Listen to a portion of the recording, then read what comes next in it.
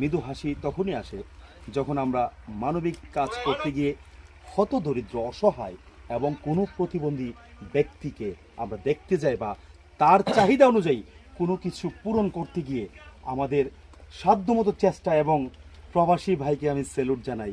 প্রবাসী ভাইয়ের পাঠানো অর্থ বা পাঠানো উপহার, আজকেও আমি একটা কথা বলে যাই, স্লোগান একটাই, প্রতিবন্ধী ব্যক্তি সমাজের বোঝা নয়, প্রতিবন্ধী ব্যক্তি সমাজের সর্বোচ্চ ভালোবাসার পাত্র।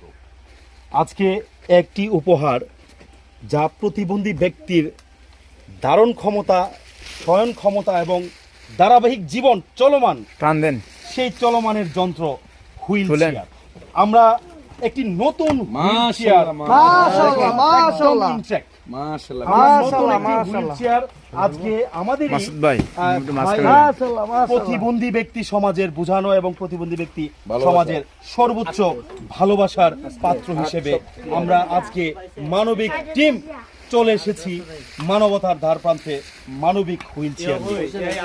আমাদের মাঝে সর্বোচ্চ ভালোবাসা বিদ্যমান, এই বিদ্যমান থাকবে আজ থেকে আজীবন।